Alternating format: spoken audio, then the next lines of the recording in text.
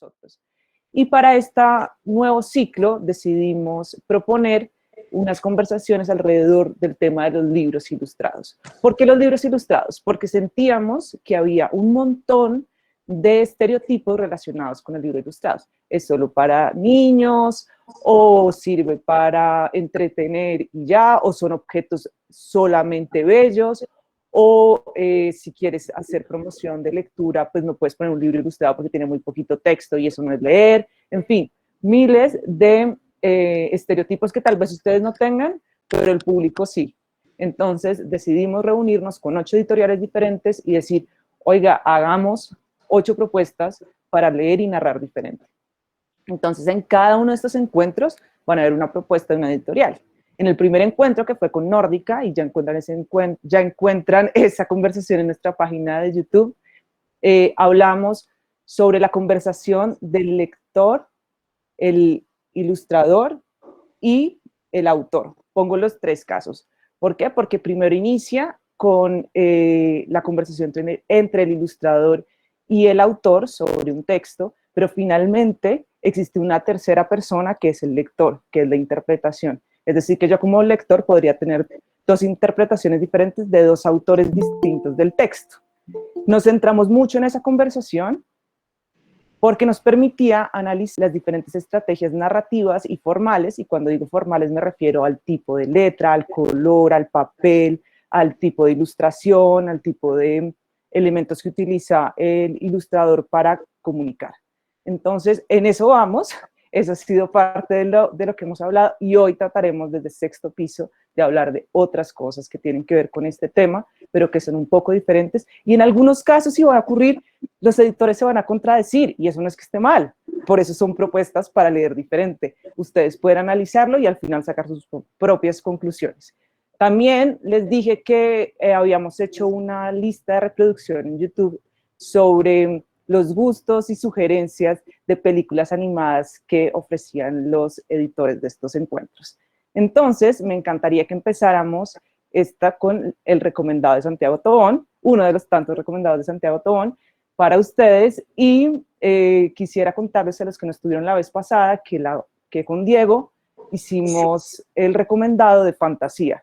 De Fantasía, la película de Disney, porque nos permitía ver cómo a través de la música se habían animado o daba la ilusión de animación de unos objetos que normalmente se mueven, pero que no percibimos que se mueven, como por ejemplo los copos de nieve o las hojas. Entonces se van moviendo y sentíamos, cuando veíamos este video, que estaban bailando. Entonces con eso empezamos la vez pasada, un poco la reflexión sobre la música y la animación, y hoy vamos a empezar con esto. Entonces, mientras dejo de presentar acá y presento al otro lado, le doy la bienvenida a Santiago Tobón, que muchos de ustedes conocen, un gran amigo del Siglo del Hombre, y feliz siempre de venir a visitarlos cada año hasta que llegó el COVID.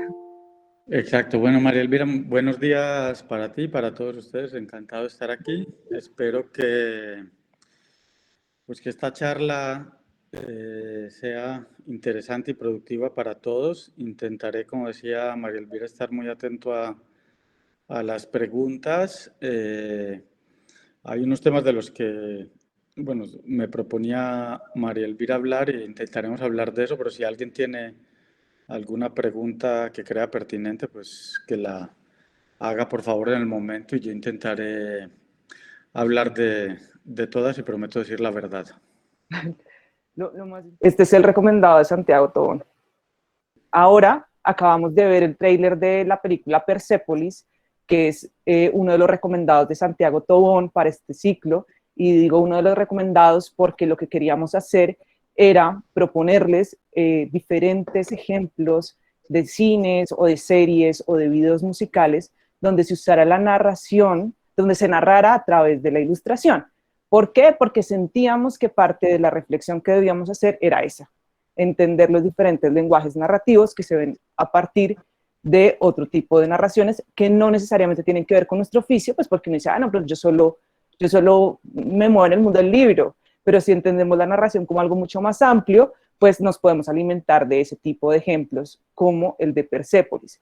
Pero para los que no saben, pues Persépolis está basado en esta novela gráfica, la película, pues, que pues se los voy a abrir rápido y gráficamente pues es muy similar, pero la razón por la que decidimos empezar con Persépolis y también tiene que ver con otro recomendado que tenía Santiago, que es Vals con Bashir, es por el tono de la narración, pero principalmente por los temas que trata.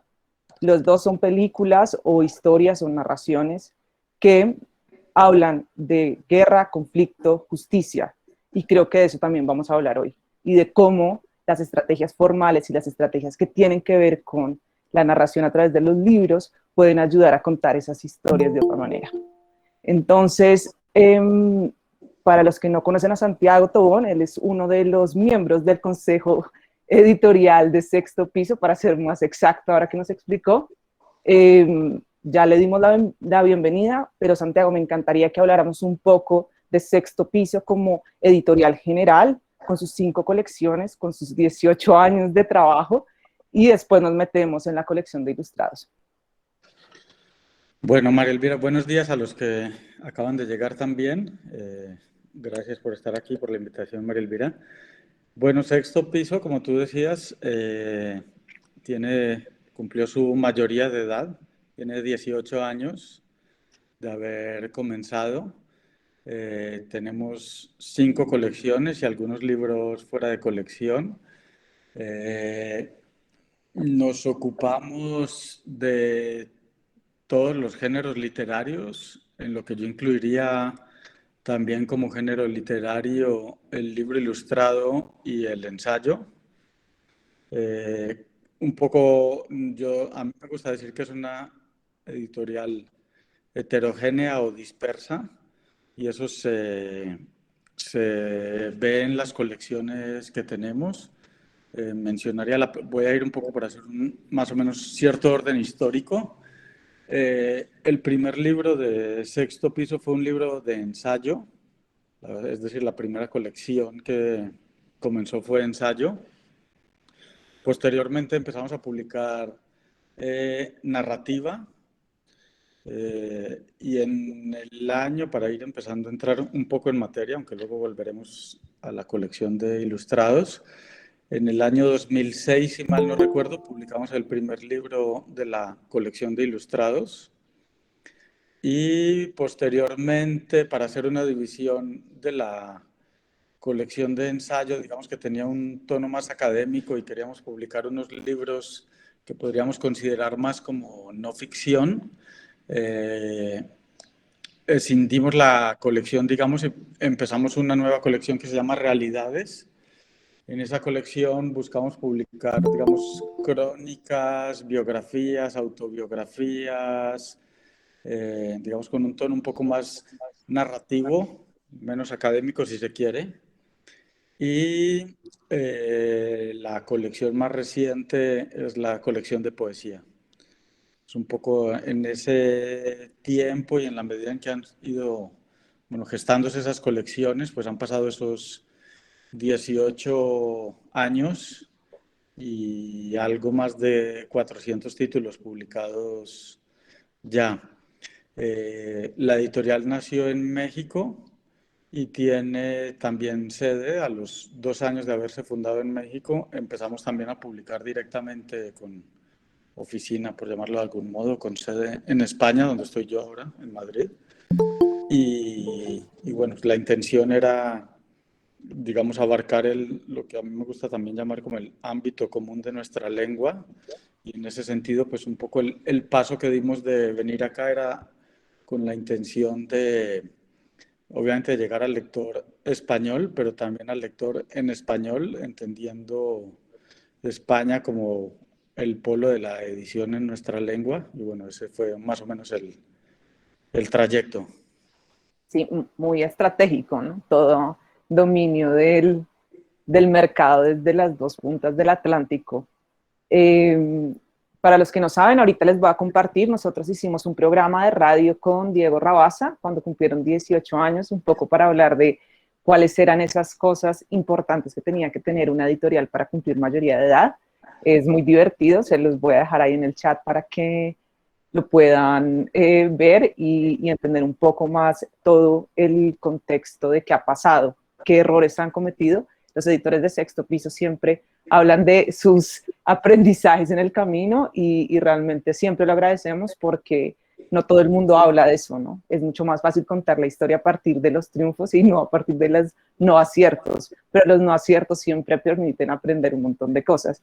En esta conversación vamos a hablar de un no acierto, pero más adelante quisiera decir algo que me parece muy importante de la editorial Sexto Piso, y es la convicción por hacer libros, y lo he puesto siempre en muchas formas, no me lo inventé yo, lo dijeron ellos, para hacer libros que permitan pensar el mundo de una manera diferente, o que otro mundo es posible. Eso los ubica desde una posición política muy clara, donde las hojas y desde donde hablan siempre pretende algo, no para convencer, sino para reflexionar sobre ciertos puntos. Y yo creo, y lo que hablábamos con Santiago, es que la colección de ilustrados no se escapa de eso. O sea, la colección de ilustrados sigue siendo eso, una posición política sobre cómo se ve y se entiende el mundo, o qué puntos son importantes para discutir.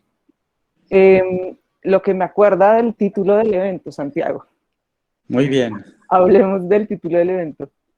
Pero espérate, si quieres, miramos un segundo el chat. Yo lo tengo, no te preocupes. Bueno, dale. Bueno, antes de mencionar el título del evento, hay dos preguntas que voy a contestar, o un comentario y una pregunta. Víctor comenta de Saint-Exupéry, como una suerte de pionero en cuanto refuerza el texto del Principito con su particular recreación gráfica. Un comentario publicitario, pues justamente hay un autor que no está en esta presentación y que a mí me gusta mucho porque había que elegir. Él se llama Peter Sis, es un ilustrador. De él tenemos 2 libros publicados. El Coloquio de los Pájaros, que es un poema clásico y que él ilustra, es muy bonito. Y justamente el otro libro se llama El Piloto y el Principito y es una biografía ilustrada de Saint-Exupéry. Es un homenaje que él le hace a Saint-Exupéry, así que te la recomiendo mucho, Víctor, en ese sentido. Y Peter Sis para mí es ganador del equivalente al Premio Nobel de Ilustrados, de libros ilustrados o de ilustradores, hace ya unos 6, 8 años, y lo recomiendo mucho. Luego está la pregunta, ¿en qué momento deciden que ciertos libros deben llevar ilustraciones o desde el principio, si las tenemos desde el principio? Si quieres, esa contestémosla ahora, cuando te Justo te iba a pregunte por decir el que proceso. creo que en el camino hablaremos de eso, porque llegamos a los libros ilustrados en Sexto Piso por muchos lugares. Listo. Bueno, vamos al nombre del evento para que sepan más o menos cómo vamos a empezar a hablar de cada uno de los libros, porque sí les vamos a poner ciertas categorías o ciertas características. El nombre de este encuentro se llama Páginas, Gritos y Susurros. Me encanta que Víctor tiene la referencia, claramente fue un homenaje a Bergman, que quienes ustedes saben es una persona que trabajó en cine, es nórdico y es ganadora de un Oscar precisamente por esa película, Gritos y Susurros, y el Oscar es por el arte de la película. Entonces nos pareció claro hacer una relación entre una propuesta desde el arte que pretende narrar qué significa rojo en las paredes de esta historia, qué significa el blanco, y la conversación de hoy. Y además porque estamos convencidos que hay cosas en Sexto Piso que no se pueden decir de otra manera que no sea gritando, y otras cosas que se deben decir susurrando. Porque si tú vas a hablar de temas que incomodan, a veces es mejor hablarlo en susurro, pero si no te ponen atención, es mejor salir, marchar y decirlo con un megáfono. Y de eso se trata un poco la conversación que les queremos plantear hoy. Primero, pensando la página como ese espacio político para expresarnos, y las otras 2 alternativas entre susurros y gritos, cada uno de los libros que vamos a tratar. También me encantaría que pensáramos el susurro como una estrategia histórica para evitar la censura. En el mundo o en la historia hay múltiples ejemplos de cómo las artes han permitido que las ideas sigan en circulación sin que sea evidente que dicen su contenido político. Es decir, en los grandes, no sé, momentos políticos donde se ha tratado de censurar ciertas ideas, siempre se ataca a lo evidente, al libro, ¿no? Al libro escrito tradicional. Y por eso la música y otro tipo de artes han ocupado el espacio para ser ellos los vehículos de la narración. Entonces, por eso también queríamos hablar de eso, aunque los libros de Sexto Piso aún no han sido censurados, nos parecía importante traer esa conversación en este momento. Eh, bueno, a Víctor le encanta Bergman. Espero que tengas los libros de Nórdica sobre la obra de él, porque son muy buenos. Bueno, Santiago, no sé si hay algo que se me escapa de nuestro título.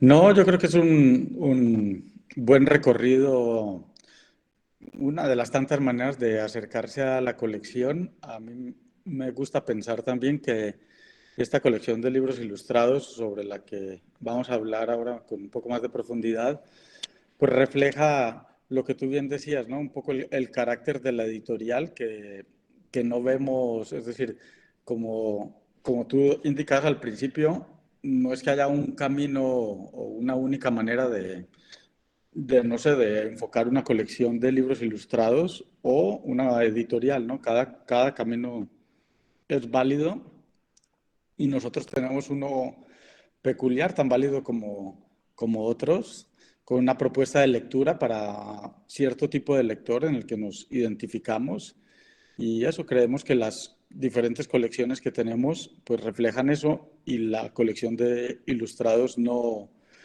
es una excepción. Como bien decías tú, los no aciertos, que para llamarlo sin ningún tipo de eufemismo, pues Sí, no son los fracasos. errores. Son los errores, pues todas nuestras colecciones tienen algo de eso, porque ha sido un proceso de aprendizaje y esta colección justamente de libros ilustrados también. Errores, bueno, es que ya hablaremos de No, algunos. empecemos con los no aciertos, slash errores. Cuéntanos del primer libro que querían que fuera el primer libro de la colección de ilustrados de Sexto Piso. Bueno, pues justamente como decía, la colección nace en 2006 y nació con un proyecto muy ambicioso. Eh, Fue la adaptación al cómic de En busca del tiempo perdido. Es una adaptación al cómic que eh, hicieron, guión están haciendo, harán en Francia, eh, bueno, a cargo de una editorial francesa, obviamente, que nosotros vimos y bueno, quedamos bastante bueno, encantados con el tipo de dibujo, con el proyecto en sí, con la adaptación, etcétera. Mm. Y con ese libro comenzamos comprando los derechos de ese libro, traduciéndolo y publicándolo en Te español. interrumpo un segundo. O sea, ustedes estaban en una feria y vieron a una persona con su librito de eh, muestras de ilustración y su proyecto. Dijeron, ah, queremos ese, lo compramos. O cuéntanos un poquito cómo funciona eso. No, esta parte no fue tan romántica porque el libro ya estaba ya publicado en francés Ok. y digamos, por diferentes contactos de editoriales, pues las editoriales permanentemente mandan como, digamos, su dossier de libros que tienen para venta de derechos al extranjero, para traducción. Y nos llegó la propuesta, vimos el libro y lo publicamos. Y el libro, de hecho, inicialmente, bueno, cuando hablemos cuando ya llegaremos al punto de cuál fue el error con el libro, que hay una anécdota ahí un poco divertida, pero el libro fue un éxito cuando salió. Salió el primer tomo de la adaptación al cómic de En busca del tiempo perdido en 2006 y el libro funcionó muy bien, tuvo mucha prensa, la edición comercialmente también funcionó muy bien. Entonces se preguntarán dónde está el problema. Bueno, invitamos al autor, al ilustrador, el autor, y ya hablaremos de estas cosas porque no siempre el guionista es el mismo ilustrador, pero en este caso el ilustrador es la misma persona que hizo el guión del libro, que tiene mucho trabajo y mucho mérito, porque hacer un guión de pues una obra tan, eh, voluminosa es muy difícil y un clásico de la literatura pues tiene sus problemas. Y él es exactamente guionista e ilustrador y bueno, hicimos la presentación con él, hablamos con él, es una persona bastante cercana además, la conocí, muy amable, en un viaje que hicimos a Francia, a París, él vive en París, lo fuimos a saludar y me dijo, no, oye, estoy muy preocupado con el libro. Entonces, ¿por qué estás preocupado? Y me dijo, mira, me llamó el editor del libro en francés. Me llamó el editor del libro en francés y me dijo, oye, ¿cuánto te estás demorando? ¿Cuánto te demoraste en hacer ese primer tomo? Y dijo, bueno, como unos 5 años más o menos, 5 o 6 años. Y le dije, ok, ¿y en tu adaptación? ¿Cuántos tomos va a tener finalmente el proyecto? Y dijo, pues le calculo inicialmente había pensado que en 14 tomos lo podía 14. adaptar. Y le dijo, ¿tú has hecho cuentas de cuántos años tienes y cuántos años te faltan para terminar el libro? Y dijo, no, pues mierda, te vas a morir antes de terminarlo. Y un poco, pues fue como simpática la cosa, pero realmente fue un problema porque él readaptó, digamos, su proyecto a menos tomos, pero pues de 2006 a 2021 no han terminado la adaptación todavía. Y de hecho el problema que tenemos, es a lo que yo llamo error, es que eh, nosotros por cierta prudencia decidimos que hasta que no estuviera terminada la adaptación completamente en francés, no íbamos a seguir avanzando. No tenemos un solo tomo, tenemos 3 tomos publicados, pero, pero decidimos no terminarla hasta que no estuviera garantizada que la terminaban en Francia. Y pues este año, además, parecía que le iban a terminar este año, ahora con la pandemia, pues se aplazó nuevamente. Y es un proyecto que en diferentes ferias del libro, pues los lectores nos reclaman con cierta furia a veces, oye, ¿y qué no ha salido un tomo nuevo? No, pasa esto, pues nos toca dar un poco de explicaciones con el tema y bueno, ese es uno de los puntos. ¿Qué pasó ahí? Claro, es un proyecto muy ambicioso, muy desmedido, incluso en su lengua original. Ya nosotros quizás pecamos ahí de exceso de entusiasmo, de falta de experiencia en ese caso, de saber que un proyecto así pues era muy difícil de abordar, de garantizar pues que debimos haber sido un poco más prudentes, visto lo visto, ¿no? Bueno, pero yo creo que eso también nos permite pensar varias cosas de los libros ilustrados y de la comercialización de libros ilustrados. Primero, la complejidad de un proyecto como estos, que exige unos tiempos muy particulares, distinto a otro tipo de libros, que tiene muchos personajes que de alguna manera quieren una remuneración económica por su trabajo, como el ilustrador, como el guionista en este caso que nos pones, y además los costos de los derechos, para que vayamos sumando todo lo que tiene que ver con lo que está detrás de un libro, y ahí no hemos hablado ni siquiera de los materiales y que explica los costos también de ese libro. Muchos de ustedes cuando se inscribieron me decían, me gustan mucho, pero son muy caros. Bueno, con este tipo de ejemplos vamos entendiendo por qué tienen el precio que tienen. Pero por el otro lado hay un súper proyecto que muchos de ustedes conocen, que es la trilogía del Che. Entonces voy a presentarla, Santiago. Cuéntanos un poquito sobre ese gran proyecto de Sexto Piso en el que se metieron de cabeza y liderando completamente todo. Y después de que acabemos eso, te voy a hacer varias preguntas sobre la novela gráfica, así como para que vayamos guiando a la gente. Perfecto, ya voy a hablar del Che. Entre tanto, Carlos comenta de la tapa de la portada del Frankenstein ilustrado por Lin Ward. Dice que tiene la paleta de color de gritos y susurros. Es una buena coincidencia. Además, me gustaría Pero decir que justamente de Lin Ward, que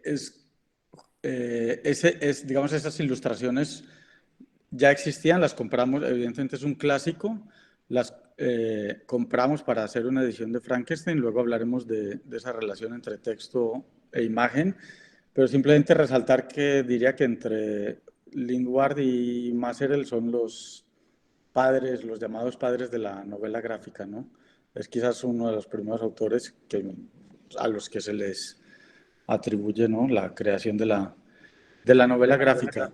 Y ya hablando del Che, que lo tenemos ahí en el fondo, me gustaría decir, esto es hablando de En busca del tiempo perdido y de este libro, por ejemplo, pues la colección la iniciamos comprando derechos de autor, como decía, es decir, buscar editoriales en otras lenguas que han hecho ya un trabajo y pues que a nosotros nos parecía que encajaba bien en la colección, en lo que queríamos hacer del proyecto de la colección de ilustrados. Y así empezamos, ¿no? Con el paso de los años fuimos también entendiendo, aprendiendo más de cómo se hacen los libros ilustrados, qué valor tienen, etcétera. Y fuimos agregando ya, digamos, proyectos de creación nuestra, ¿no? Este es uno de los casos. El Che es la adaptación gráfica de la biografía del Che, que es, digamos, la biografía canónica del Che, que es hecha por el periodista estadounidense John Lee Anderson, publicada por Anagrama. Eh, y esta es una adaptación de esa biografía. En este libro, como ven, pues ahí se ve la portada. Los autores son José Hernández, que es un historietista mexicano, y el propio John Lee Anderson, que, bueno, digamos, trabajó el guión y trabajó con José Hernández un poco todo el tema de los dibujos. Este es un proyecto, bueno, guardar las proporciones en tamaño, pero un proyecto similar al de En busca del tiempo perdido, en el sentido en que son 3 tomos, es un proyecto que no se podía abarcar en un solo tomo y que conseguimos hacer de principio a fin, empezarlo y terminarlo, que no es poco mérito, como decía, eh, en un trabajo, a mi juicio, casi que titánico del ilustrador, porque adaptar esto, cada libro le llevó más de un año, pues llegar a la adaptación, concentrarlo, cómo contarlo, si en orden cronológico, es decir, cómo darle un sentido a esa narración. Y es un libro que, como decía, funcionó muy bien, terminamos, fueron 3 libros, que una trilogía pues no es publicar 10, 14 volúmenes de una obra. Fuimos capaces de no solo de hacer el libro, sino que en este caso pues, los derechos de autor eran nuestros. Fue un libro que vendimos o seguimos vendiendo a diferentes lenguas. Se ha vendido al francés, al inglés, o sea, ahora no recuerdo, me parece que al húngaro. Se ha vendido a 5 o 6 idiomas en un proyecto que, bueno, eso, como decía, tuvo mucho trabajo, pero pues yo lo llamaría, así como el otro fue un error, pues esto es un caso de éxito, ¿no? Bueno, hoy quisiera detenerme para hablar de varias cosas, Santiago. Lo primero es la elección del ilustrador. No sé si saben ustedes, pero es un ilustrador pues es un caricaturista político en México. Y eso es clave, ¿no? Y además se reconoce y se siente, tiene filiación con las ideas de izquierda. Entonces, quisiera que habláramos un poquito de cómo fue esa selección de ese ilustrador para esta historia, porque no todo el mundo podría contar ni dibujar la historia del Che. Bueno, eso fue un Por proceso, su peso político y social, digamos, en la región. sí, pero además este fue un proceso, digamos, conocíamos la biografía del Che de John Lee Anderson y John Lee Anderson, hay que decir que también es autor de Sexto Piso en sus Uh -huh. crónicas y textos periodísticos. Y conociendo ese libro pensamos, oye, ¿cómo sería hacer una adaptación de este libro, ¿no? Entonces, pues había que hacer una propuesta. Dije, vamos a proponerle a John Lee, porque obviamente es el que tiene que dar el visto bueno inicialmente, de hacer esta adaptación adaptación. Y dijo, no, pero para seducirlo, digamos, con el proyecto, necesitamos hacer varias pruebas, no solamente, oye, John, ¿qué opinas de hacer una adaptación al cómic o a Sí, novela gráfica de este libro? Entonces, comentamos de hecho el proyecto con Hernández y de hecho también lo comentamos con otro ilustrador.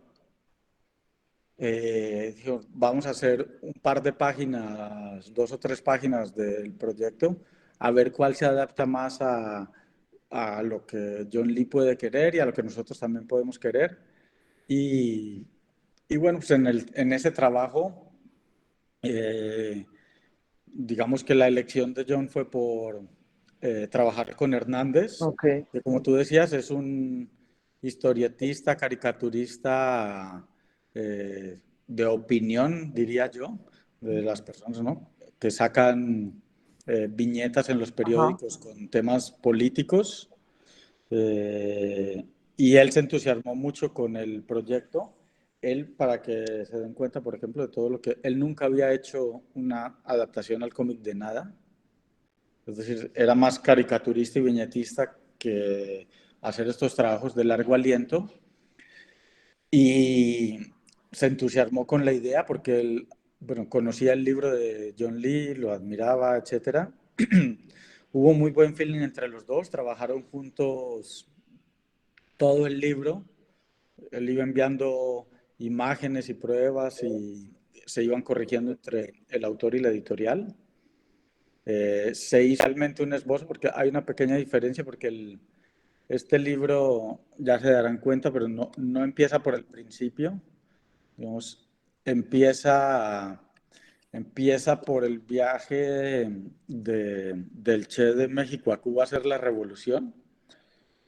Y luego se devuelve a la adolescencia y al viaje bueno, al médico, ¿no? Al médico, al Che en Argentina, todo el viaje por Latinoamérica hasta llegar a México. Y luego termina con el viaje del Che a pues, hacer revoluciones en África y a la vuelta a Latinoamérica y a la muerte del Che. Entonces ahí hay un salto en el tiempo, digamos que es diferente. Y ese fue más o menos el proceder con este libro. Bueno, este es un buen ejemplo de lo que hablábamos al principio de la conversación real, cuando se puede entre el autor y el autor de las ilustraciones y de la historia ilustrada, y cómo esa conversación es lo que termina en el libro.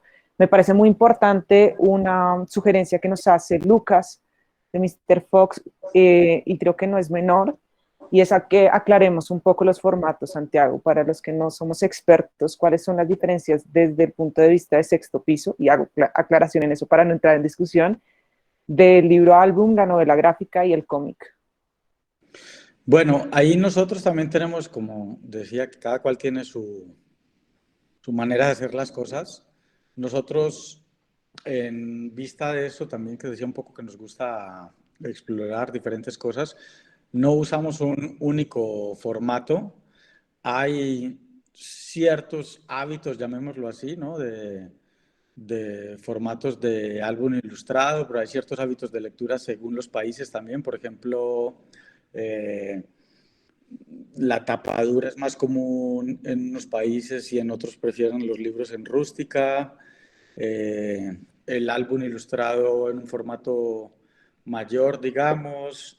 Eh, Nosotros no nos circunscribimos a un solo formato.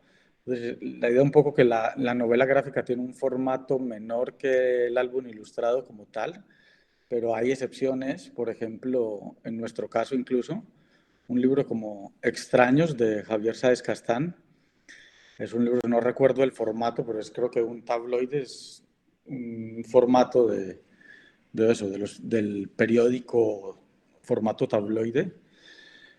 Eh, y ese formato se eligió pues un poco por hacer cierto homenaje también a los, tanto a las películas de serie B que se llaman, como a los tabloides, un poco como al amarillismo y esto. Y también, O a la tira cómica del periódico, ¿no? Yo siempre lo interpreté así, ese formato, ese tamaño, que era también, como, exactamente, también a esto. Y fue un libro que fue muy problemático de imprimir porque las imprentas no suelen tener ya cierta capacidad para imprimir en un formato tan grande. Entonces, lo que te digo, pues, más allá de ciertas convenciones que están bien, no sé, pues un libro para niños es normal que tenga un formato un poco más grande, etcétera, tenga más resistencia, etcétera. Hay ciertas cosas prácticas, pero hay muchos ejemplos que contradicen, ¿no? El hábito, ¿no? La norma. Y en ese caso, pues nosotros también jugamos con eso. Depende un poco. En este caso, pues quisimos hacer un libro, también depende un poco del detalle y de la ilustración, ¿no? Eh, a nosotros nos parece que la ilustración misma ayuda a definir el formato en función de la capacidad de lectura de imágenes que tengamos. Eh, y la decisión es muy difícil, ¿no? Un libro más pequeño comparado con un álbum ilustrado da ciertas cosas, ¿no? Por ejemplo, sacrificas capacidad de lectura de imágenes, por ejemplo, pero ganas bueno, en criterios incluso comerciales, ¿no? Un álbum ilustrado va siempre a una mesa de librerías donde ya se encasilla como álbum ilustrado. Un libro más pequeño, llamémoslo novela gráfica, insisto, solamente por manejar ciertos hábitos de formato, pues puede ir a una mesa de novedades de narrativa incluso en determinadas librerías. Entonces, eso también ha creado ciertas convenciones. Ahora recuerdo, por ejemplo, el álbum ilustrado en Francia es como pues, intocable en cierto sentido, están más acostumbrados a estos formatos más grandes de álbum ilustrado, entonces para ellos no es tan problemático. Para nosotros entrar en librerías no especializadas, por ejemplo, pues a veces el formato del libro implica un problema, ¿no? Todo esto son decisiones que hay que tomar, hay que ajustar, tanto como decía, las estéticas, por ejemplo, el tamaño, si la ilustración tiene mucho detalle y se hace en un formato muy pequeño, pues estamos sacrificando mucha información o lectura de imágenes, como decía. Eh, y hay ciertas convenciones, ¿no? Las revistas de historietas que leíamos, pues también tienen un formato más pequeño, etcétera, ¿no? Digamos que el álbum ilustrado se relaciona más con lo infantil, con el álbum como tal, y la novela gráfica tiene un formato un poco más pequeño, que es el habitual de revistas, etcétera. yo voy a usar el ejemplo del Che para tratar dos temas que me parece importante y ahora pasamos a contestar otras preguntas. Y es, en esta página podemos ver dos elementos fundamentales que ya Santiago ha dicho, pero me parece clave resaltar. Uno, que no es tan evidente acá, pero sí Santiago lo dijo, y es el guión, pero el guión como una adaptación a partir de diálogos. El diálogo en un proyecto ilustrado como este tiene una carga muy grande, lo que quiere decir que hay un trabajo de pensar cómo habla este personaje, qué quiere decir y qué voy a decir que no sea lo mismo que se está mostrando.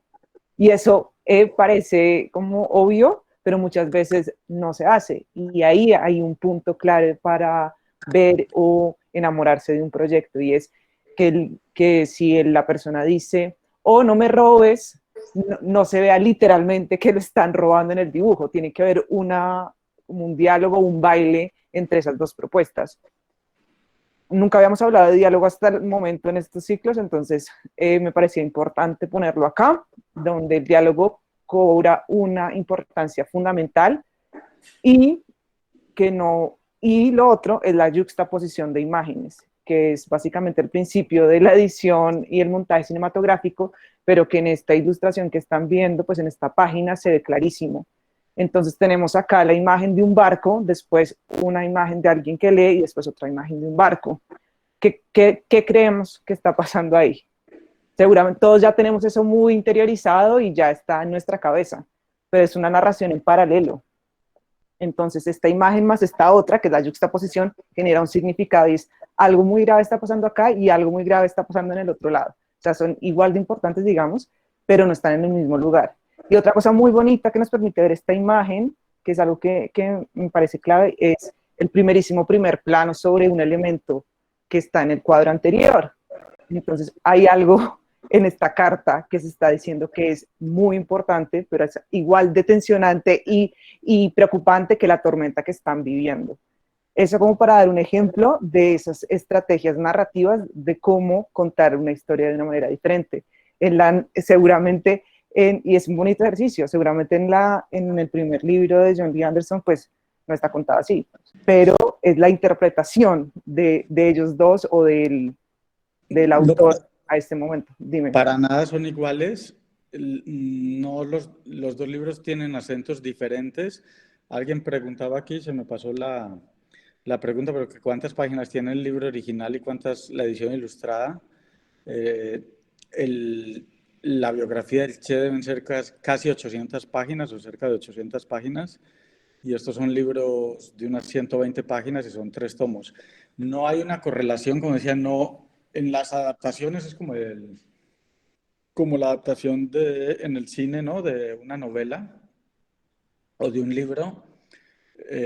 Primero hay una libertad en la adaptación, por eso son adaptaciones, no es una versión exactamente fiel al original. En muchos casos se respeta, en otros no, en otros se meten más personajes, en otros se ponen los acentos en otros lados. Y no se trata de que haya una correlación directa de páginas, sino que es una versión libre en la que, pues en este caso John Lee, que por cierto quedó muy contento con el libro, yo diría pues obviamente figuran los créditos, pero yo diría que realmente el autor de este libro es Hernández, ¿no? O tiene más peso Hernández, no solo por lo gráfico, sino por la adaptación, ¿no? Él mismo concibió la historia, como tú, por ejemplo, ponías este ejemplo, María Elvira, de esta página.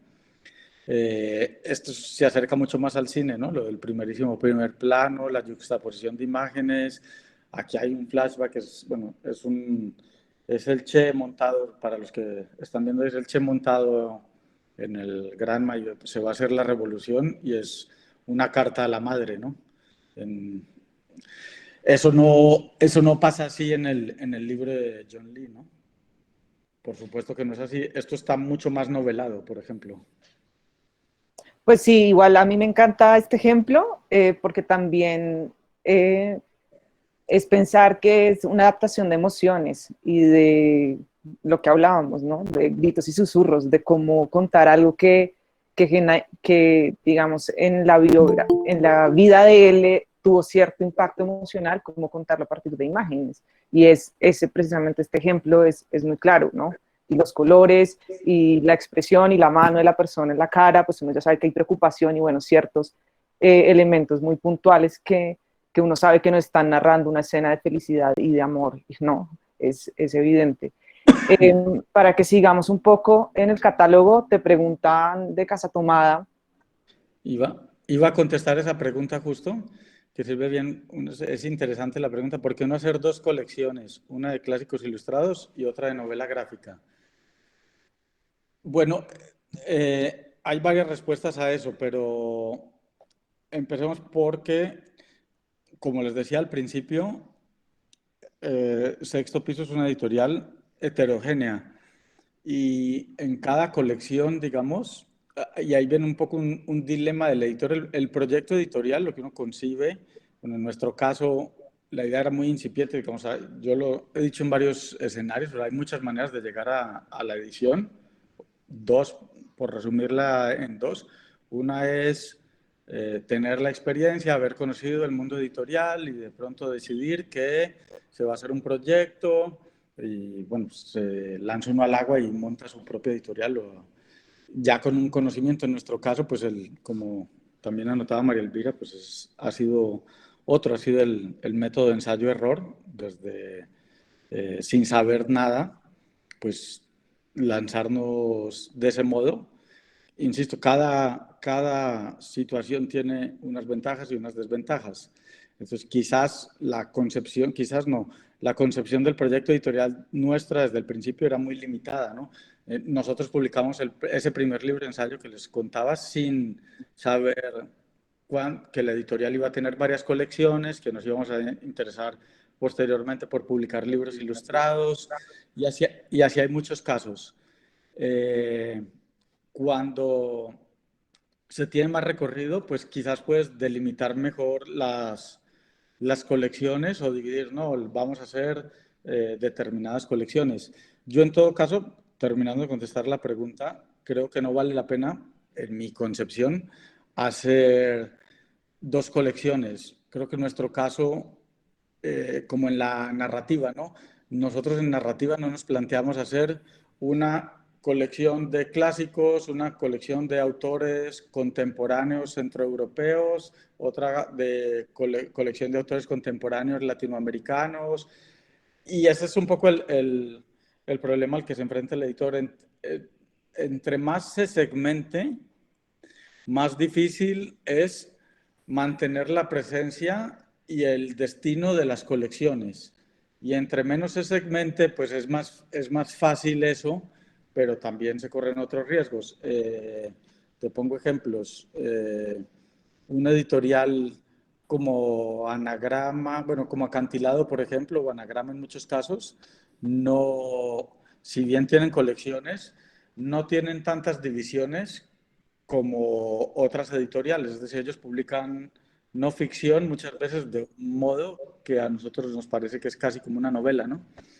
No hay una distinción tan clara entre un género y otro, y hay editoriales que sí lo tienen mucho más marcado. O hay proyectos editoriales como, por ejemplo, no sé, nuestros amigos de Libros del Asteroide, que publican principalmente narrativa, narrativa contemporánea, de la que han metido 2 o 3 o 4 libros de no ficción ya, en los que no cambian el diseño, no cambian esto porque prefieren no perder esa unidad. El caso de Nórdica, por ejemplo, que tú decías que fue la persona, bueno, Diego, que estuvo en la vez anterior, también comienza como un proyecto editorial con la idea de publicar narrativa de autores nórdicos y termina también pues teniendo un peso muy grande en los libros ilustrados, ¿no? Esas cosas pasan y bueno, pues así se configuran las editoriales también. Claro, aunque Diego nos limitó mucho el espectro de lo que desde Nórdica se concebía como libro ilustrado y hacía una Sí. diferencia muy clara como entre libros que él tenía con ilustraciones y libros ilustrados. Un poco para contextualizar a los que no estaban y contarte un poco, Santiago, lo que pasó en el encuentro pasado. Me gustaría que avanzáramos un poco en los otros proyectos que tenemos para mostrarles. Y también decir que la referencia de Maús también es muy buena, tiene mucho que ver con lo que hemos mostrado. Pero antes de empezar con este, Santiago, el proyecto anterior, el del Che, ¿es un grito o es un susurro?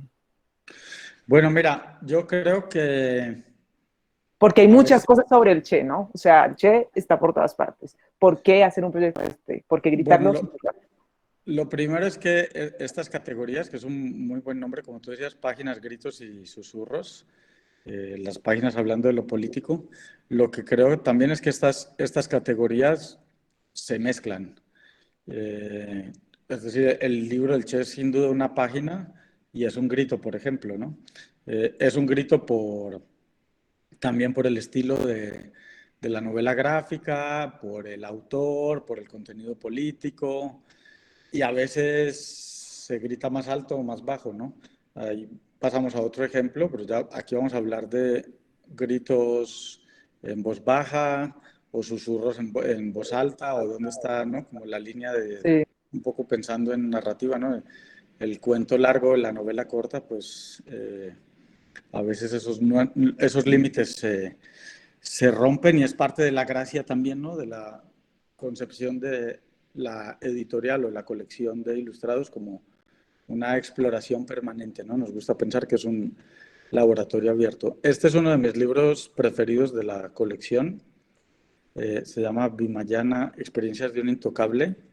Si quieres, pasa un poco, por favor, las páginas. pero hablemos un segundo, ¿qué son los intocables? Pues es una, si quieres dilo o lo digo yo, porque me parece que para entender páginas, gritos y susurros acá es clave que hablemos de eso, que son los intocables en las castas indias. Pues exactamente, esto hace parte, ¿no?, de la segregación. Bueno, ahí ven, tiene esto varios elementos que podemos ir analizando. No sé cuánto tiempo nos vaya a quedar, pero fíjense, un libro ilustrado que yo llamaría cómic, pero que podemos hablar. Ya vemos, la portada tiene sus particularidades. Tiene un prólogo de John Berger, ¿no? Es decir, ya empezamos con un libro que no es fácil de encasillar. Esto es una biografía de, hecha por un colectivo indio de artesanos. La historia detrás del libro es, eh, esto es una comunidad de artesanos indios que tejen y hacen diversas manualidades, a las que un grupo de ilustradores y narradores gráficos les hacen un taller de novela gráfica para que tengan diferentes herramientas para ver qué son capaces o qué quieren hacer ellos con esto, ¿no? Para, digamos, comunicar su arte de otra forma. Y ellos en ese taller desarrollan este libro, entonces cuentan varias cosas. Uno, pues bueno, desarrollan cómo hacer una novela gráfica, y por otro lado, pues deciden contar la historia de uno de los personajes que para los indios y para ellos, evidentemente, pues es uno de los personajes claves en la historia de la India, ¿no? Para ellos no solo es uno de los padres de la constitución de la India, sino que es una de las personas que sufrió, bueno, todo esto sale porque tú preguntas qué son los intocables, ¿no? En esta segregación que hacían en la India, es un poco como apartheid, ¿no? De qué personas pueden tener contacto con quién o no. Por ejemplo, no podían beber agua de los pozos. Aquí cuento una historia. En la infancia de este personaje, de Vimayana, su infancia es desde la segregación, desde los intocables, de una persona completamente segregada que no tiene acceso a las cosas. Hay un pequeño paréntesis, que hay aquí un contenido político también, porque incluso los autores, y está en el libro, pues tienen un poco, ¿no?, como el estereotipo, ¿no?, de que Gandhi es como el padre ¿no?, de todo el cambio en la India, y ellos dicen que Gandhi conoce la segregación cuando está en Sudáfrica, por fuera de la India, cuando no le permiten la entrada a un sitio, por la entrada, ¿no?, donde entran los blancos normalmente, sino que le dicen que tiene que ir por otro lado cuando está entrando a una oficina de correos. Ellos dicen, ¿no?, que por supuesto no hablan mal de Gandhi, pero dicen que ese personaje no convivió con el tema de la segregación desde pequeño, desde la infancia, sino que tuvo una posición privilegiada y que, bueno, que a los 20 años, pues en su juventud, a los 15, 20 años, no recuerdo la edad, pues conoce la segregación, reflexiona y pues, no, pues ya pasa todo lo que pasa con su revolución y cambio. Porque en cambio para ellos este personaje, Vimayana, se identifican más con él porque un poco pues vivió una vida mucho más, digamos, con más restricciones. Desde la infancia vivió este tipo de, bueno, de segregación, y así todo terminó estudiando, estudió la universidad, vuelve a la India, ayuda a escribir la Constitución de la India desde un punto de vista pues mucho más amplio, ¿no? Si llegas al final del libro, vemos ahí los bocadillos y las identificaciones. Si se pueden fijar, por ejemplo, ahí lo ven. Al final del libro viene contado el proceso, cómo se hace el libro, hay una pequeña biografía de Vimayana también en texto escrita, y aquí ven los bocadillos. En la página de la derecha ven, por ejemplo, pues como ese bocadillo en forma de aguijón. Es un poco para identificar lo que ellos, pues, personajes malos, entre comillas, y al otro lado ven dos tipos de bocadillos. Todo esto está hecho con, insisto, con el arte bueno, que la comunidad artística de ellos desarrolla, y diferencian, no sé, desde cuándo son reflexiones, cuándo son diálogos, cuándo cierto carácter de los personajes están indicados con este tipo de guiños. Yo quería decir una cosa muy importante de este libro, y sobre todo porque Siglo del Hombre tiene dentro de su distribución muchos libros que hablan sobre el arte como, sí, como un vehículo para construir paz, ¿no? Y tenemos diferentes publicaciones que dan ejemplos concretos sobre esto. Y yo veía este libro y decía, este libro está blindado por muchos lados. Primero, viene desde la comunidad, ¿no? No es una idea impuesta, sino que es la narración de su propia historia, de quienes han pasado por las mismas discriminaciones o los que han vivido lo mismo, ¿no? Entonces ahí ya hay un primer elemento que me parece clave, que quien cuenta la historia no es necesariamente un artista reconocido que tiene ciertas categorías occidentales de ilustrador o lo que sea. Dos, no hay límites para la creación, es decir, como Santiago lo presentó como una novela gráfica, pero muchos dirían, no, esto no es así, o esto está desordenado, porque esto es acá, no. Eso no hace parte de lo que quieren ellos expresar, eso no es importante, sino que ellos mismos construyen su propio universo de reglas, y ya depende de uno si cree o no en el pacto que está haciendo al leer el libro, porque eso no es lo importante, no es imitar nada, sino que sea algo auténtico. Y lo tercero es que el personaje es absolutamente admirable. Yo creo que si tienen oportunidad de leerse, yo me leí la historia, es lindísima. Es una persona que lucha y trabaja por construir un marco jurídico para que los derechos de las personas sean para todos, sin importar la casta. Yo también creo que este es un libro que a todos los que vivimos en Colombia o en la región nos tiene que tocar, porque de eso se trata un poco, participar del mundo del libro y la circulación del conocimiento, eliminar las barreras sociales que hay para acceder a los mismos derechos todos. Sí. Este también es uno de mis favoritos, Santiago. Bueno, pues qué bueno, porque es uno de los míos, sin duda, de la colección. Y como tú bien decías, ¿no? El libro, la historia es emocionante, yo creo que no hay otra palabra. Es admirable el personaje, un personaje que cuando yo leí el libro no conocía la historia de él. Creo que mucha gente no conoce Tampoco. la historia de él ni la importancia. Insisto con ese paralelismo de Gandhi, no por dejar mal a Gandhi, sino porque es un personaje así debería ser mucho más conocido, es realmente inspirador.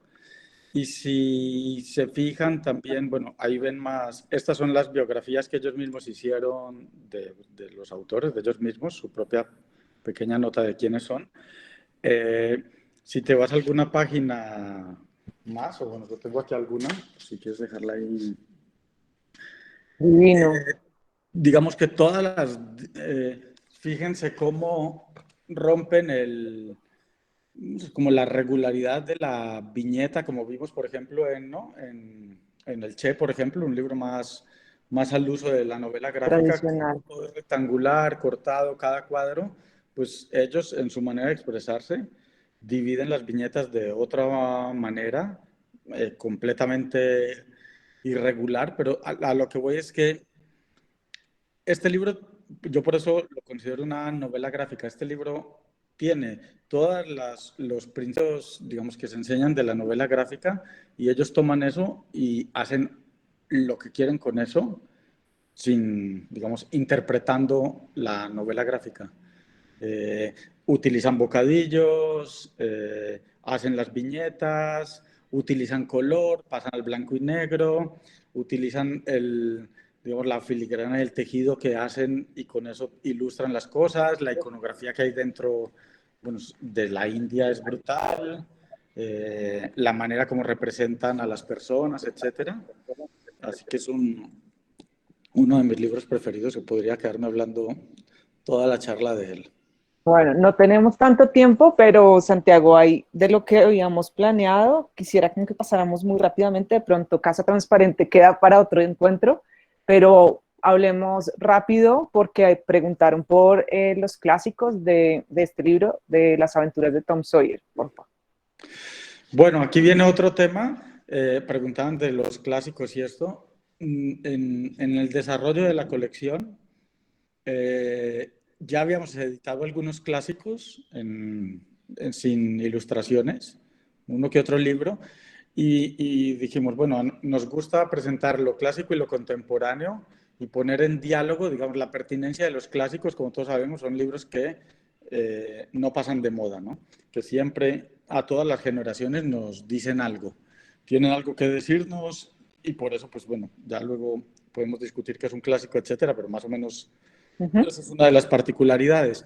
Entonces, lo que nosotros pensamos es, uno, queremos hacer una colección de clásicos desde una lectura propositiva, es decir, no hacer el ABC de los clásicos, sino hacer libros, meter como clásicos libros, por supuesto que sean clásicos, o propuestas un poco más innovadoras. Bueno, ya si repasan la colección que tenemos, pues está, no sé, desde Machado de Asís, por ejemplo, que no es tan común tenerlo en los clásicos, Dostoyevsky, estamos viendo ahora a Twain. Y pensamos qué elementos nos pueden servir para construir una colección de clásicos diferentes. Entonces, una de las conclusiones a las que llegamos fue, queremos una colección de clásicos ilustrados. ¿Y qué nos permite eso? Hacer una relectura del clásico. Es decir, si cada generación relee un clásico, pues pedirle a un ilustrador que trabaje un libro clásico es pedirle que haga su lectura personal, ¿no? Su versión de las cosas, como estábamos hablando. Y así empezamos a hacerlo. Otro elemento importante en estas colecciones es que en la mayoría de los casos son traducciones nuevas, con la idea de que cada los clásicos hay que retraducirlos. Preguntan si Huckleberry Finn, sí. También, también. Exactamente. En este caso, por ejemplo, el proyecto que hicimos fue, queríamos hacer bueno, dos libros de Mark Twain, las aventuras de Tom Sawyer y las de Huckleberry Finn.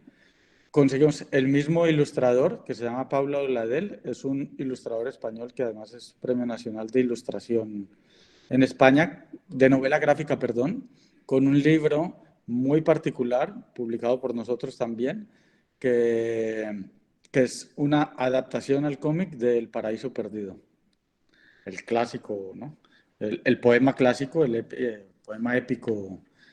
Bueno, eso lo dejamos para otra ocasión, pero sigan pensando en otra manera más, ¿no? Cómo se acerca casi que a la poesía clásica desde la novela gráfica, desde los libros ilustrados.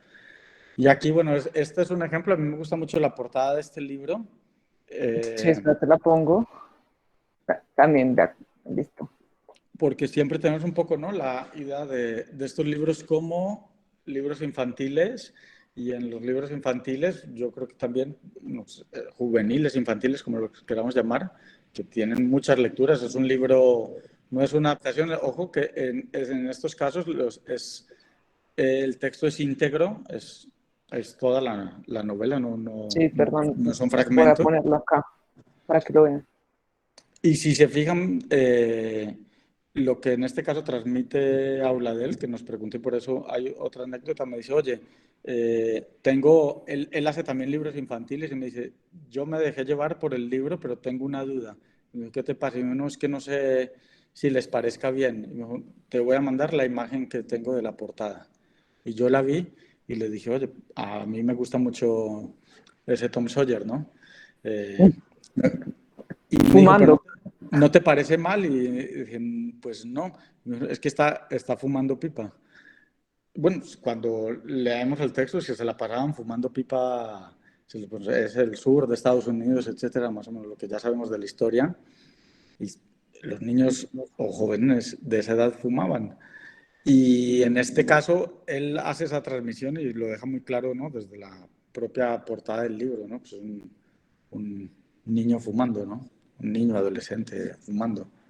Sí, si quieren, pueden hacer el ejercicio también de googlear Tom Sawyer ahí en imágenes y darse cuenta que esto es como una contrapropuesta cultural, porque todas las demás representaciones gráficas de este personaje son colores muy vivos, llenos de luz y como de ideales de clase estadounidense, ¿no? Cómo se debe ver la gente, cómo es la gente bonita, cómo son las casas, cómo son las cercas, cómo es el césped, y esto es todo lo contrario, en el sentido que no cambia el contenido, pero la representación es colores grises, como casi como medio borrado, no hay algo como perfecto, y a mí eso como me parece muy atractivo de la propuesta de Sexto Piso. Eso y sin duda en lo que tú decías, ¿no? Digamos, de no hacer un libro tan folclórico, ¿no? De lo que tú dices, las casas del sur, las cercas, el campo, etcétera, porque realmente estamos ante pues, un libro de denuncia social también. Otra vez volvemos a la página, ¿no? Twain es uno de los, Tom Sawyer y Huckleberry Finn, pues también podemos decir que son unos de los, quizás uno de los libros de la literatura norteamericana más importante en cuanto a la denuncia del racismo, por ejemplo. Si quieres, mientras se me trabó esto, nos están preguntando Fabián y Alba dos cosas y ya vuelvo yo. A ver, voy aquí a las preguntas. No sé si sea posible hablar de algunas de las obras de Peter Cooper.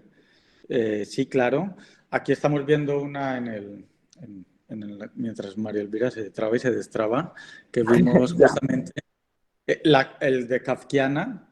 Son los cuentos de Kafka, hechos por Cooper. Cooper también es un autor de la editorial muy polifacético. Tiene adaptaciones. Tiene una adaptación no publicada por nosotros, pero tiene una adaptación de La Metamorfosis. A él le gusta mucho Kafka y bueno, este es el libro de cuentos de Kafka, pero tiene también sus obras, digamos, narrativa personal, lo llamaríamos, como el Diario de Oaxaca o el Diario de Nueva York, donde él cuenta su experiencia en las dos ciudades. Él vive en Nueva York, es norteamericano, y en el Diario de Oaxaca cuenta pues su viaje a México por el sur de México y cómo le tocó una protesta social muy grande que hubo de los profesores en el sur de México especialmente. Y bueno, va mezclando el tema político con su deslumbramiento, ¿no? Con las ruinas mayas, con las mariposas. Después tiene otro libro sobre las mariposas prácticamente, publicado también por la editorial. Y es un autor que a mí me gusta mucho en ese sentido, por la capacidad que tiene de transmitir con la imagen y también el contenido político. Entonces, por hacer un poco honor al nombre de la charla de hoy, pues la página está muy presente y en ese caso yo diría que es por su estilo narrativo o de dibujo, sería más un susurro que un grito. Y bueno, y te pregunta Alba, ¿es probable que las ilustraciones de un clásico con el tiempo pierdan la frescura que sí conserva el texto de un clásico, pues del escrito? Bueno, pasa un poco lo mismo. Yo creo que hay clásicos que, digamos, se conservan mejor en el tiempo y otros, pues, que les cuesta más, ¿no? No solo por la traducción, sino, pues, por los cambios sociales y culturales. Un ejemplo que ya mencioné, el Frankenstein que nosotros publicamos, tiene las ilustraciones de Lin Ward, que son clásicas dentro de las ilustraciones, ¿no? O dentro del mundo de las ilustraciones.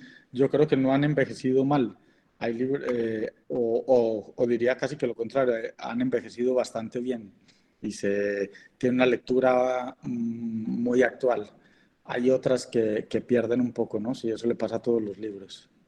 Pero yo creo que hay algo muy importante desde mi punto de vista y mis pequeñas obsesiones con los materiales y con los medios, y es que cuando uno combina diferentes lenguajes narrativos, pues está también sujeto a cómo envejece ese formato.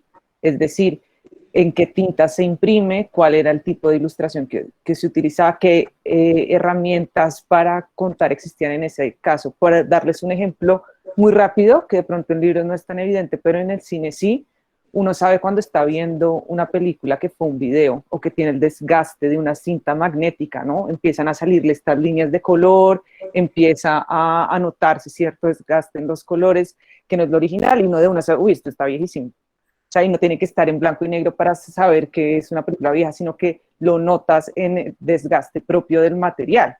Entonces, pues en el caso de los libros puede ocurrir con técnicas o con tipo de tintas que había para imprimir. Bueno, hay infinidad de cosas que pueden variar ahí, pero a mí eso me parece apasionante ver cómo los medios y las herramientas que utilizas también narran un tiempo y un momento en el que fueron concebidas. Y también, como tú decías, la técnica también depende de lo que quieras contar. Aquí vemos una página de Peter Cooper que está en blanco y negro. Y justo Fabián menciona aquí Ruinas, el libro con el que ganó el premio Eisner, también de Cooper, que es el que les decía un poco de las ruinas mayas. No es el mismo de Diario de Oaxaca, pero retoma varios de los temas que tiene ahí. Es un libro súper, súper colorido. Y en cada caso, claro, él tiene que hacer una elección de qué técnica o si usa color o no, pues como en el cine también, ¿no? Depende de lo que queremos contar. O no sé, una película como Roma, por ejemplo, se me viene ahora a la cabeza la elección del blanco y negro, pues tiene un sentido también en la narración, casi que político también, ¿no? Y con esto también, la técnica también, porque no, los autores a veces, no siempre, pero a veces los ilustradores manejan diversas técnicas. Ahora recuerdo libros nuestros, lo de Lingüar, por ejemplo, son grabados, a veces, o el mismo Javier Sáez Castán, que pasa del color, ha hecho acuarela, ha hecho dibujo a una tinta, bueno, cada cosa, mm, el formato, la técnica, pues se Por debe... ejemplo, hay cosas que antes no se podían hacer, que ahora sí se pueden hacer con la ayuda de programas digitales y los ilustradores han aprendido a moverse entre la ilustración digital y pues, la no digital, digamos, y con escáneres y con fotografía y bueno, una combinación de técnicas que también te ubican en un momento de desarrollo tecnológico que antes no. Y sí, como esos rastros que deja, pues también denotan en qué momento está hecho. Obviamente son cosas que uno aprende a mirar con el tiempo, pero yo sí creo que hay veces en que la ilustración puede como envejecer. El caso de Tom Sawyer es clave, ¿no? Pues hay una serie animada de Tom Sawyer que Duda. uno la ve y sabe que eso es viejísimo, o sea, que eso tiene más de 30 años. Aprovecho, está rápido porque ya se nos acabó, está acabando el tiempo, pues.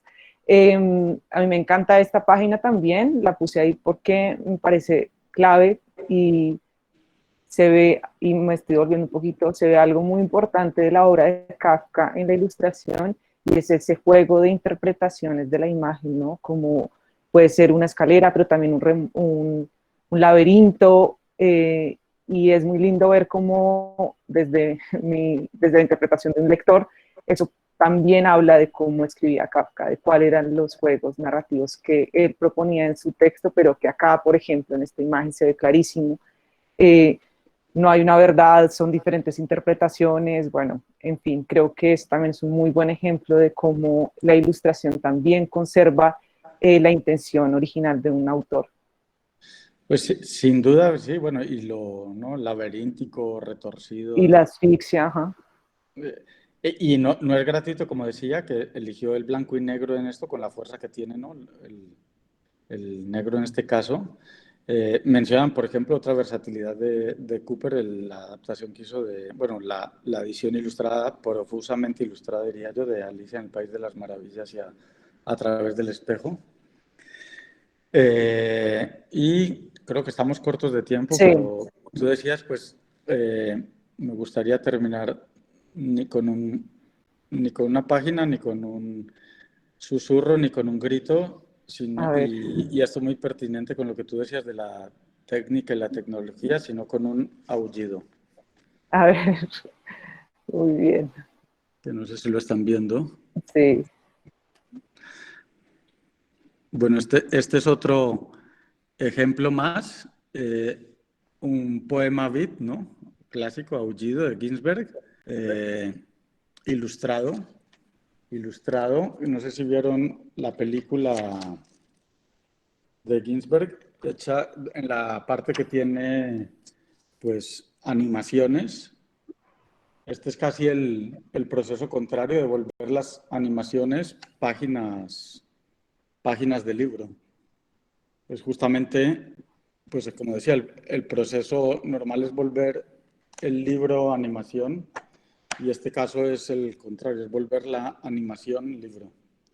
Y esta es una edición del texto completo de Ginsberg en, en edición ilustrada. Bueno, se nos quedan algunos ejemplos que queríamos tratar, pero pues mientras eso pasaba, pensé, bueno, pues nada, nos inventaremos otro ciclo para hablar de uno de mis autores favoritos de Sexto Piso, que es Pepe Gordon. Simplemente les quería hablar de ese autor porque me parece que va muy bien con lo que hemos conversado hoy sobre no concentrarnos en las categorías y en los límites del conocimiento o de las formas de narrar, porque básicamente Pepe Gordon dice como así, ustedes no lo crean, la ciencia y la literatura y el arte se parecen muchísimo y son formas de entender el mundo. Y entonces, sé que vamos a hablar de esto en algún otro ciclo, pero si Santiago quieres decir algo rapidísimo de este autor y empezamos ya con nuestras rifas de hoy. Bueno, de Pepe se nos quedaron muchos temas por fuera. Como ven, la colección de ilustrados que tenemos es muy heterogénea, muy dispersa, como digo yo. Pepe Gordon es otro autor muy querido de la casa. Es un divulgador científico que hace libros sobre ciencia y literatura en especial, unos más ilustrados que otros, pero todos los libros de él en general, los que hemos hecho son ilustrados, y esto nos lleva a otro punto más, ¿no? Ahora estamos hablando, si casi todo lo que estamos hablando era un poco de ficción, novela gráfica, etcétera, ahora nos pasamos casi que a la no ficción y al libro divulgativo ilustrado con, pues, con el texto maravilloso que tiene Pepe Gordon, que siempre hace lo mismo, ¿no? La divulgación científica al alcance de todos, con mucha sensibilidad artística y relaciones a lo literario especialmente y a lo artístico también. O sea que es un autor muy, muy, muy recomendado. Bueno, yo igual no quiero profundizar en eso porque creo que podemos hacer un ciclo de divulgación científica. Creo que podría ser genial empezar con Pepe, con propuestas de divulgación, porque están todos los autores que han dado su vida y su tiempo para la divulgación científica, son súper creativos y creo que podemos aprender un montón de cosas de ellos. Y voy a ir contestando la pregunta de Fabián Andrés. De pronto eres nuevo en estos ciclos. Te cuento, Siglo del Hombre es una distribuidora, una editorial y una librería en Colombia. Nosotros distribuimos los siglos, ¿no? Los libros de Sexto Piso en Colombia, y puedes encontrar todos los libros de Sexto Piso en casi todas las librerías del país. Acá en este chat y con la gente que estuviste hoy, muchos son libreros, pero también te voy a compartir a continuación un mapa que hicimos desde Siglo del Hombre, donde aparecen todas las librerías de Colombia donde están nuestros libros. Entonces, para que tú puedas escoger libremente, puedes ingresar a este mapa y ahí escoges cerca de tu lugar o tu librería favorita.